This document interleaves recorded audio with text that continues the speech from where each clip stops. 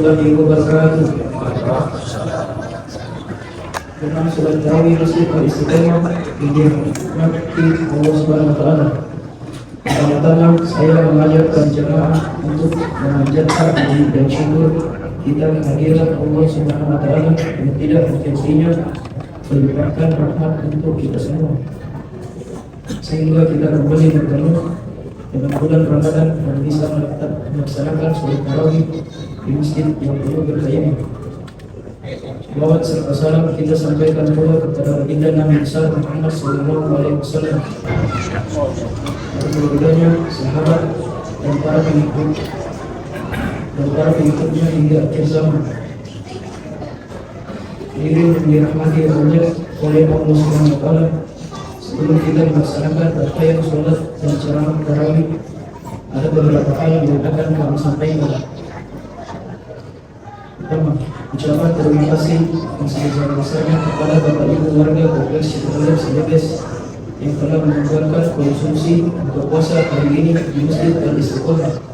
Yang akan menyampaikan ceramah tarawih pada malam ini Bapak Ustaz Dr. Haji Irwan Abi dengan tema bagaimana memahami istinja menurut tuntunan Rasulullah. Imam sholat tarawih Bapak Ustaz Haji Muhammad Yasir Masih MC, insyaallah yang akan menyampaikan ceramah subuh Bapak Ustaz Dr. Abdul Rauf Amin MC MA. Demikian penyampaian dengan kami dan Pak Ustaz, kami persilakan dengan hormat. Wabillahi taufiq wal hidayah. Assalamualaikum warahmatullahi wabarakatuh. Sekarang hari Jumat itu Sabtu, hari itu jadwal minum cendol vanila. Berbukalah dengan yang manis. Assalamualaikum warahmatullahi wabarakatuh. Kayaknya tidak serempak. La tahqiranna minal ma'rufi syai'a, jangan memandang remeh amalan yang kecil, karena tak ada amalan yang besar kalau tak dimulakan amalan yang kecil. Fa idza huyitum bi tahiyyah fa hayyu bi ahsana minha urduha. Kata Allah, kalau kalian diberikan salam penghormatan, maka jawablah dengan yang lebih baik untuknya atau yang sebesar sama lagi. Berkah dari salam ini luar biasa. Saya berdatang Pak Asatidz Kiai alim keluarnya ke rumah, saya tak pakai hati-hati dia. Apa yang dicakap Pak Ustaz? Saya sampaikan salamat itu tidak diugal orang, tak dinampok orang, tak celaka di jalan, itu barakah daripada salamat. Oleh karenanya saya ulang sekali. Assalamualaikum warahmatullahi wabarakatuh. Luar biasa. Bismillahirrahmanirrahim. Ar-Rahim yahsuni min kulli shay'in yahmisuni. Bismillahi masya'allah la yasuddu khairan illallah. Bismillahi masya'allah la yasuddu su'a illallah. Bismillahi masya'allah ma kana min nikmatin fa min Allah.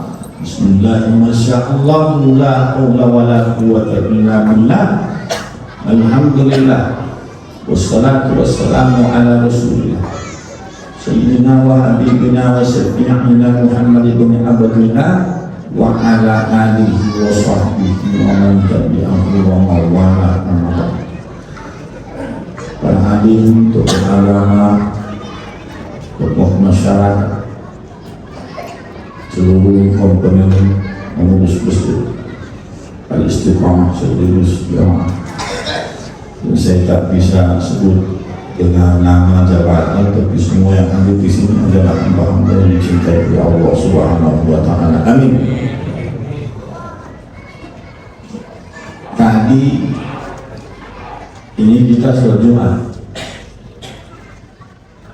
ada guyonan ketika seorang anak ditanya oleh awalnya. Nah, dia apa? Bagaimana sholat subuh kau tadi? Oh, sholat subuh saya tadi ada meningkat. Macam mana meningkat? 3 rakaat sholat subuh. Biasanya 2 rakaat. Masa 3 rakaat? Iya, 3 kali berdiri. Nyata orang ini, anak ini tak paham. Ada yang disebut dengan sujud tilawah. Kayak ada 4 madhab. Kalau kita baca kitabnya Fiqh ala Madhahib al-Arba'ah, ada Syafi'i, ada Maliki, ada Hambali, ada Hanafi. Maka kita tidak boleh memaksakan madhab. Masing-masing madhab itu berbeda satu sama lain. Akhirnya disampaikan itu bukan 3 rakaat, tapi 1 rakaat. Makanya perlu kalau imam itu ingin memimpin sholat sebelum istaqimu rahimahumullah, sampaikan kepada kita sujud tilawah misalnya contoh. Nah, apa hubungan dari apa yang akan kita bahas ini? Sesungguhnya hal yang paling utama itu adalah istinja. Makanya tadi saya briefing sama pengurus apa kira-kira hendak kita sampaikan pada jamaah istinja. Yang lain istinja tak tahu. Contoh saja, begitu banyak orang yang mandi junub pakai sabun, pakai keramas dari dulu. Kalau kita ngomong tentang junub, keramas mesti pakai sabun. Padahal sebenarnya tak boleh, tak bisa. Air itu tak boleh berubah dari zat, dari sifat, dari warna, dari bau, tak boleh.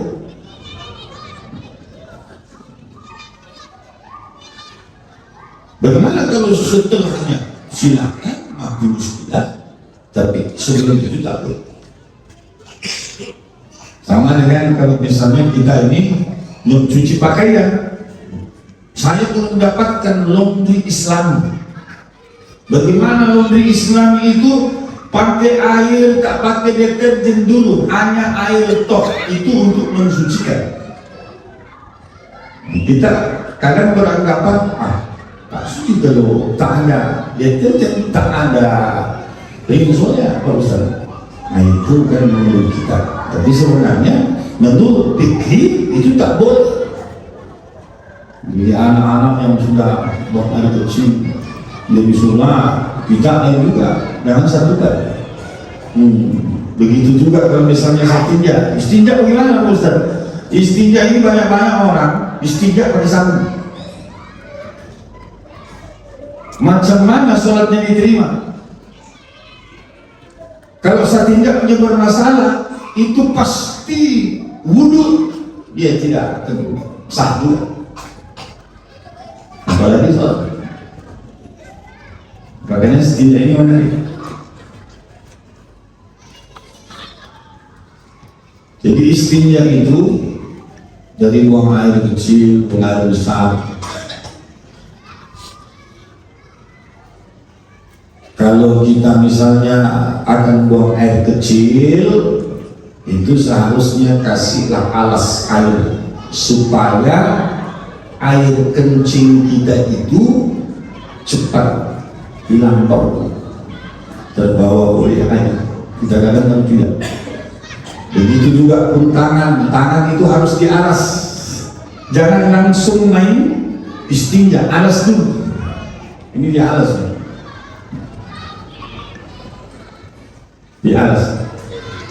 Dialas pakai bawah. Kalau ibu-ibu untuk menghilangkan bau daripada ikan amis kan pakai inna a'tainakal kautsar. Fashalli li rabbika wanhar inna syani'aka huwal abtar. Cuma ini hafal. Hanya kalau misalnya tidak hafal, lebih baik lihat lapas, lihat konsepnya. Jangan sampai awalnya beda, ujungnya berbeda. Inna a'tainakal kautsar fashalli li rabbika wanhar. Inna dia lupa. Inna datang anaknya, inna lillahi wa inna ilaihi raji'un. Apa maknanya kalau kita bersihkan di bawah? Ini saya sebenarnya mau bicara karena sebenarnya itu istinja dua hal, ada zahir ada batin. Tapi ini dikomparikan.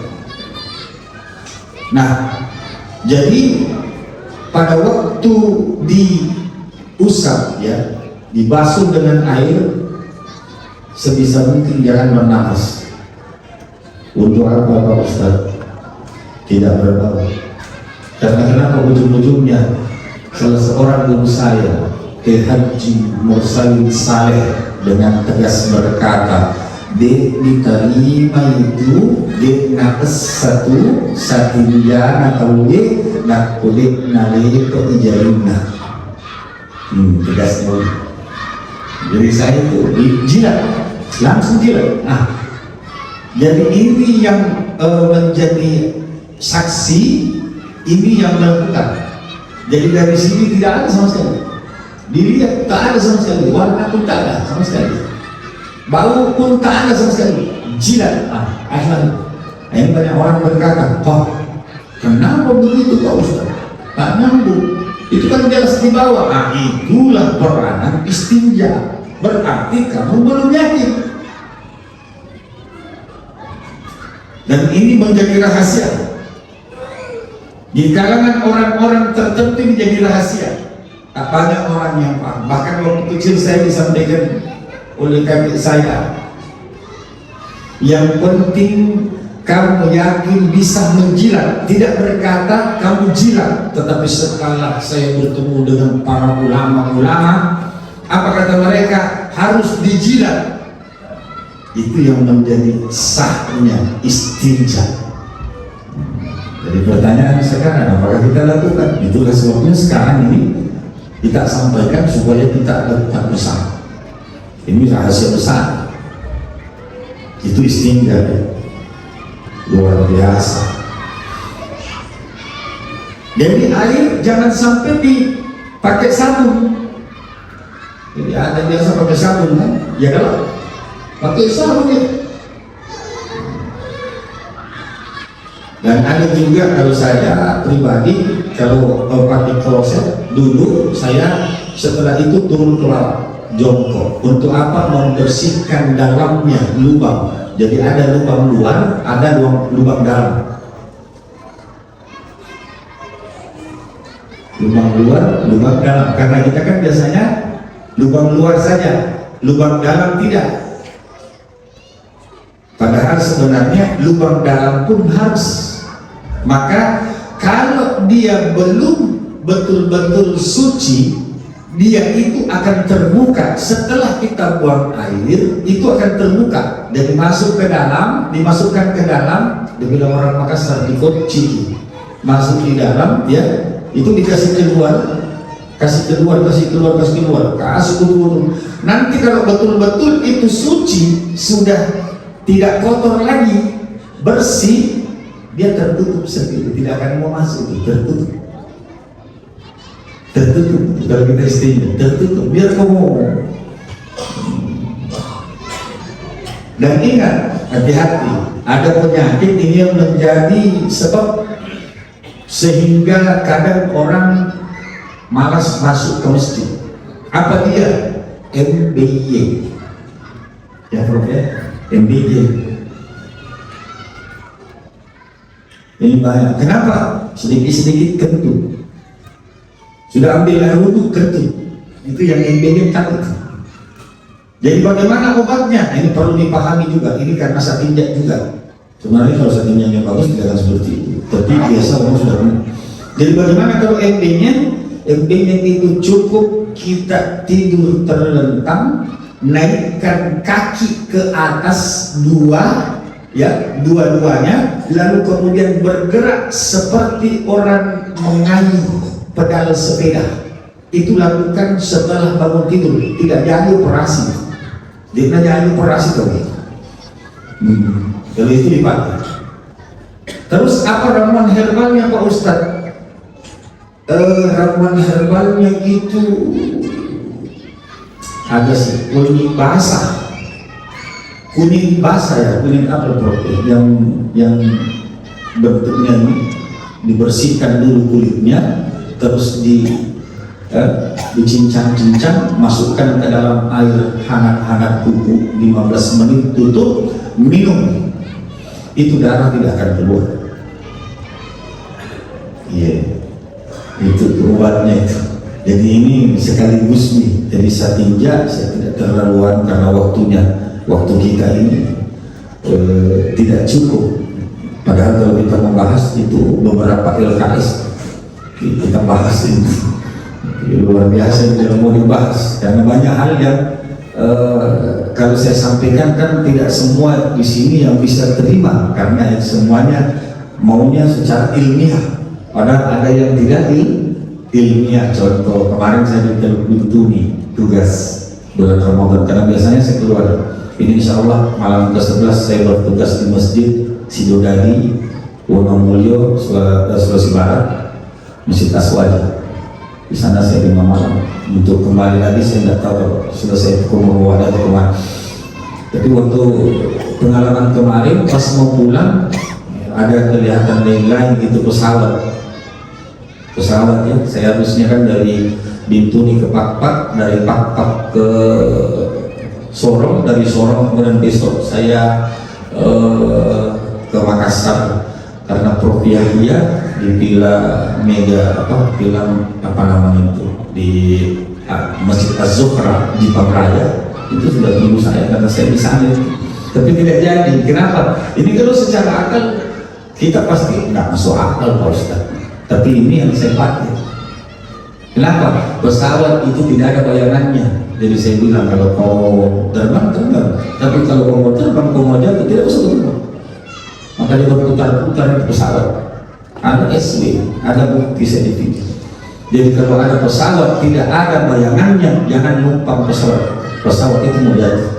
Kalau ada kapal air, ada peri, ada joloro, ada apa misalnya, lihat bayangannya di dalam air. Kalau kau tidak temukan bayangannya di dalam air, pasti kapal itu tenggelam, ada masalah. Begitu juga pesan dari kakek moyang kita, manakala kau minum air kopi, air teh, air susu, lihatlah bayanganmu di dalam. Di dalam mana? Di dalam air tersebut. Faidah arabta, kalau kau mau minum, ya, fandur zilla wajhaka fil ma. Kau lihat itu bayanganmu di dalam air. Faidah lam wajhaka, kalau kau tidak dapat jangan minum. Ini pesan orang tua. Ya, pesan orang tua dulu itu.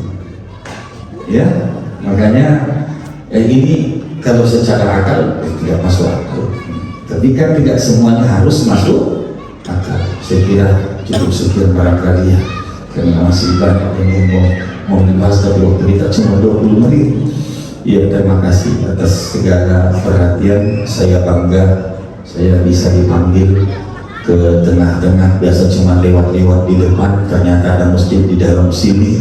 Baru saya gabung di sini. Alhamdulillah luar biasa, sampai malam ke-8 kita masih tetap bertahan. Namanya Masjid Al-Istiqamah. Semoga ini bukan sekedar menjadi sebuah nama, tapi adalah merupakan aplikasi dari kita semua. Istiqamahlah saudaraku, dari awal Ramadan sampai akhir Ramadan tetap istiqamah. Bahkan selesai bulan suci Ramadan tetaplah istiqamah, menjaga dengan baik keimanan kita kepada Allah Subhanahu wa Ta'ala.